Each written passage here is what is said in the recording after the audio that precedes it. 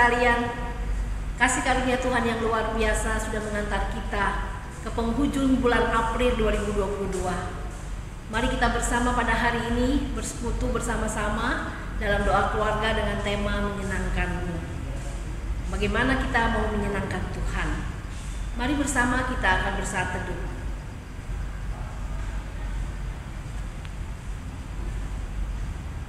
Amin. Tuhan, saya mau menyenangkan-Mu. Tuhan, saya rindu Engkau membentuk hati saya menjadi bejana untuk hormat kemuliaan-Mu. Tuhan, saya menyerahkan hati saya, dikuduskan supaya tulus di hadapan-Mu, cemerlang bagai emas murni. Biarlah lagu ini kita nyanyikan bersama sebagai kerinduan hati kita untuk membalas cinta kasih Tuhan yang sudah kita alami dengan luar biasa di sepanjang hidup kita. Mari bersama kita nyanyikan lagu menyenangkan.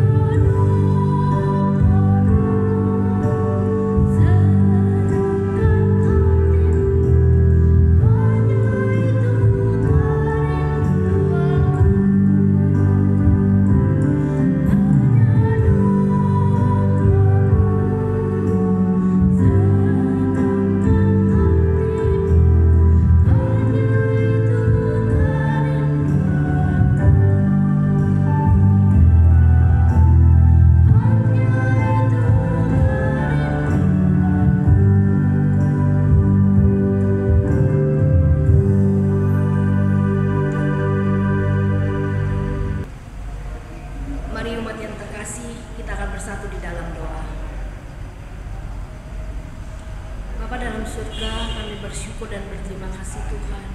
Kasih karunia-Mu yang luar biasa dalam hidup kami senantiasa mendampingi kami. Tapi seringkali Tuhan kami lupa, seringkali Tuhan kami masih tidak puas diri, sehingga Tuhan kami masih menggerutu. Tuhan, kami mau belajar untuk menyenangkan hati Tuhan. Kami mau belajar Tuhan untuk menyerahkan hati kami untuk Tuhan. Dikuduskan untuk Tuhan sehingga hati kami tulus dan murni di hadapan Tuhan, menjadi alat di tangan Tuhan. Tuhan, hidup kami singkat. Kami menyadari kefanaan kami. Oleh karena itu ya Tuhan, kami semakin rindu untuk mendekatkan hati kami dan diri kami kepada Tuhan. Sehingga Tuhan, kami dimampukan untuk menjadi alat Tuhan. Kami dimampukan untuk menyenangkan Tuhan. Terima kasih Tuhan, Engkau setia. Engkau senantiasa mau mengampuni segala dosa dan kesalahan kami. Hari ini Tuhan, kami mau membuka hati kami bagi kebenaran firman-Mu. Berbicaralah kepada setiap kami Tuhan, dan tolonglah pakai hamba-Mu untuk menyampaikan kebenaran-Mu saja. Tuhan, inilah seluruh doa kami. Dalam nama Tuhan Yesus kami berdoa. Amin. Salam kasih dalam anugerah Tuhan Yesus Kristus. Berjumpa kembali dengan saya Pendeta Adi Cahyono saat ini dalam program Doa Keluarga GKI Delima. Hari terakhir di bulan April, 30 April 2022. Saya membawakan renungan dengan tema Ku mau menyenangkanmu. Saudara, saya percaya setiap kita rindu untuk menyenangkan Tuhan. Pertanyaannya, bagaimana cara kita menyenangkan hati Tuhan? Apakah dengan persembahan kita yang banyak? Apakah dengan pelayanan kita? Apakah dengan perbuatan baik kita? Atau dengan berbagai kegiatan, pekerjaan yang kita nyatakan untuk orang-orang di sekitar kita? Hari ini saya mengajak kita untuk menyenangkan Tuhan berdasarkan dari Injil Yohanes pasal 15 ayat 1 sampai dengan ayat 8. Bapak Ibu bisa baca setelah renungan kita selesai, tetapi saya akan bacakan satu ayat yang menjadi dasar renungan kita saat ini. Yohanes 15 ayat 8. Dalam hal inilah Bapakku dipermuliakan, yaitu jika kamu berbuah banyak dan dengan demikian kamu adalah murid-muridku. Bapak Ibu dan Saudara yang dikasihi oleh Tuhan Yesus Kristus, ayat yang kita baca ini merupakan rangkaian pengajaran Tuhan Yesus kepada para murid pada saat itu, di mana Yesus sudah mulai masuk masa akhir perjalanan pelayanannya. Sudah banyak sekali mujizat-mujizat yang dilakukannya, banyak sekali pengajaran-pengajaran yang diberikan, bahkan banyak sekali nubuat-nubuat yang disampaikan oleh Yesus tentang apa saja yang akan dialami dirinya, tetapi juga para pengikutnya. Nah, pada kesempatan ini, Yesus berpesan kepada para muridnya bagaimana mereka harus hidup sebagai pengikut-pengikutnya yang berkenan di hadapan Tuhan. Dengan perumpamaan pokok anggur yang benar, Yesus memberikan gambaran bagaimana seharusnya pengikutnya itu hidup. Sebenarnya Yesus menggunakan terminologi gambaran pengajaran tentang perjanjian lama, di mana bangsa Israel itu sebenarnya adalah kebun anggur bagi Allah. Tapi bangsa Israel, bangsa Yahudi ternyata tidak bisa mewujudkan itu. Oleh sebab itu Yesus sendirilah yang akhirnya menjadi pokok anggur itu, di mana ketika orang-orang sebagai gambaran anggur itu, tanaman anggur itu ingin memberikan hasil yang baik, buah yang baik, maka dia harus melekat kepada pokok anggur itu, kepada batang itu, supaya mereka bisa menghasilkan buah. Yesus menegaskan bahwa ranting-ranting yang tetap melekat kepada pokok anggur yang benar itu dapat bisa menghasilkan buah yang baik, meskipun harus sempat mengalami dibersihkan. Bahkan ranting-ranting yang tidak baik dipotong menjadi kering untuk dibakar, dicampakkan. Tetapi ranting-ranting yang bagus akan bertumbuh dan menghasilkan buah yang baik. Dan ranting yang menghasilkan buah baik itu adalah ketika mereka sungguh-sungguh melekat di dalam pokok anggur. Artinya apa? Artinya sungguh-sungguh terus mendengarkan firman Tuhan, hidup di dalam firman Tuhan. Ayat 7 Yesus memberikan penjelasan yang cukup tegas. Jikalau kamu tinggal di dalam aku dan firmanku tinggal dalam kamu, mintalah apa saja yang kamu kehendaki dan kamu akan menerimanya. Yang dikasih dalam Tuhan Yesus Kristus, seringkali kita memahami bahwa kalau kita sudah pelayanan, kalau kita sudah memberikan persembahan, kalau kita sudah melakukan perbuatan baik, kepedulian kepada orang lain, seolah-olah kita sudah menyenangkan Tuhan, memuliakan Tuhan. Dan kasih dalam Tuhan Yesus Kristus, memuliakan Tuhan bukan hanya sekedar melakukan kebaikan, tapi kebaikan yang didasarkan dengan kebenaran firman Tuhan. Hati yang terus melekat kepada Yesus, sehingga berbicara tentang itu sebenarnya berbicara tentang motivasi, tentang kesungguhan, tentang totalitas. Dan kalau bahasanya anak sekarang, modusnya apa sih? Motivasinya apa? Jangan-jangan modus gitu ya. Saudara, saya prihatin. Dalam dunia digital ini banyak sekali aplikasi-aplikasi media sosial yang begitu menarik simpati perhatian banyak orang. Dan itu seringkali dipakai, dilirik untuk mencari keuntungan. Misalnya aplikasi TikTok, aplikasi lainnya yang begitu menarik, menjadi sarana untuk bermedia sosial, tetapi juga menjadi sarana untuk mencari uang dengan konten-konten yang dibuat. Yang bikin saya prihatin, sedih ya Bapak Saudara. Banyak sekali konten-konten yang kelihatannya menunjukkan perbuatan kepedulian, kebaikan kepada orang lain, tetapi ternyata prank. Prank itu artinya bohong-bohongan gitu. Bahkan dulu 2 tahun yang lalu ya, ada sebuah YouTuber begitu yang membuat konten kelihatannya memberikan sembako tapi isinya batu bata demi untuk konten yang viral. Nah, belakangan ini sudah tidak se-ekstrim itu karena orang-orang seperti itu langsung ditangkap oleh polisi. Nah, tetapi banyak konten-konten yang sepertinya perbuatan baik, menyatakan kebaikan, kepedulian, kasih uang, kasih sembako. Tapi apa yang dia berikan dengan apa yang dia dapatkan itu tidak sebanding. Orang yang kelihatannya membutuhkan itu diberi, mungkin ada yang ekstrim, diberi motor, diberi uang puluhan juta. Tapi sebenarnya konten yang dia buat bisa berpuluh kali lipat dari yang dia dapatkan. Justru dia mengambil keuntungan secara material dari perbuatan baik itu. Baik, kasih dalam Tuhan Yesus Kristus, apakah salah ketika kita berbuat baik? Tunjukkan.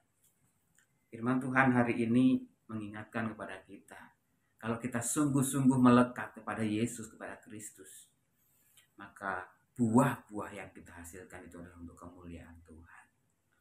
Maka orang-orang dengan kesadaran itu tidak akan berupaya untuk mengeksploitasi orang lain demi keuntungan diri sendiri.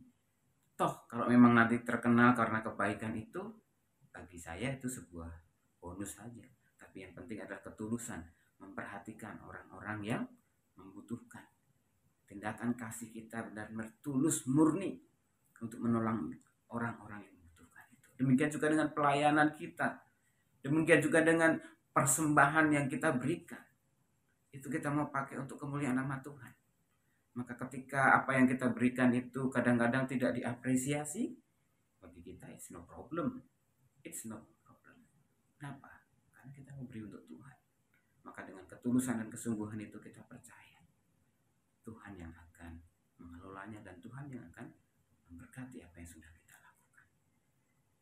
Inilah yang dirindukan, yang dipermuliakan oleh para murid-murid Kristus untuk Allah.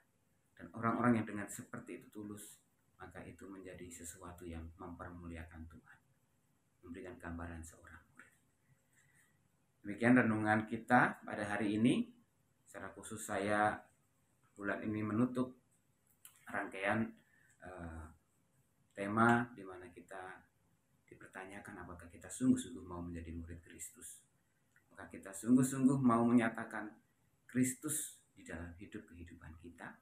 Kita bertemu bulan Mei nanti dengan tema-tema mengenal akan karakter ataupun profil para murid Kristus. Dan kita juga akan mempersiapkan diri untuk memasuki rangkaian masa menjelang Pentakosta. Semoga ini menjadi kesempatan yang baik untuk kita terus bertumbuh. Mari kita berdoa. Tuhan, kami bersyukur untuk segala keberadaan kami saat ini. Kami rindu Tuhan, kasih-Mu nyata dalam setiap diri hati anak-anak-Mu, para pengikut-Mu, para murid-murid-Mu, agar dalam setiap perbuatan, tindakan, karya kehidupan mereka, nama Tuhan yang dipermuliakan, bukan demi keuntungan diri sendiri, pribadi, popularitas, ataupun keuntungan duniawi lainnya. Biarlah segala sesuatu yang dikerjakan untuk hormat dan kemuliaan nama Tuhan saja. Sehingga ketika mereka menghadapi berbagai situasi yang tidak menyenangkan, situasi yang membuat mereka takut, situasi yang membuat mereka kecewa, marah, dendam, itu semua dimurnikan oleh Tuhan. Sehingga segala karya pelayanannya boleh terus menyatakan kasih Tuhan. Kami serahkan kehidupan umat-Mu ke dalam tangan-Mu menjelang hari-hari, hari raya yang akan berlangsung bagi saudara-saudara kami Muslim yang sedang dalam perjalanan mudik. Tuhan pimpin sertai pemerintah dalam segala kebijakan yang ada mendukung, menunjang untuk saudara-saudara kami yang melakukan perjalanan mudik bisa bertemu, bersilaturahmi dengan keluarga mereka, sehingga ini menjadi momen yang baik untuk rekonsiliasi negeri ini, bangsa ini Tuhan, sehingga nanti bangsa kami menjadi bangsa yang beradab, bangsa yang ramah, bangsa yang rukun, bangsa yang solid untuk bersama-sama membangun negeri ini. Terima kasih Tuhan, kami serahkan seluruh kehidupan umat-Mu ke dalam tangan-Mu, dan kasih karunia-Mu senantiasa melingkupi, melimpahi, dan memimpin agar kami semua para pengikut-Mu terus boleh mempermuliakan Tuhan. Di dalam nama Tuhan kami Yesus Kristus kami sudah berdoa. Amin. Perkataan manusia sudah berhenti, tetapi kiranya Roh Kudus senantiasa berkata-kata kepada kita di dalam hati kita, sehingga kita dimampukan di dalam hidup kita yang singkat ini untuk boleh menyenangkan hati Tuhan. Kita semakin dimampukan mempunyai hati yang rindu untuk menyenangkan hati Tuhan. Semakin dipakai oleh Tuhan, diutus kepada orang-orang yang membutuhkan. Mari kita bersama menyanyikan PKJ 185 bait pertama, ketiga, dan yang kelima.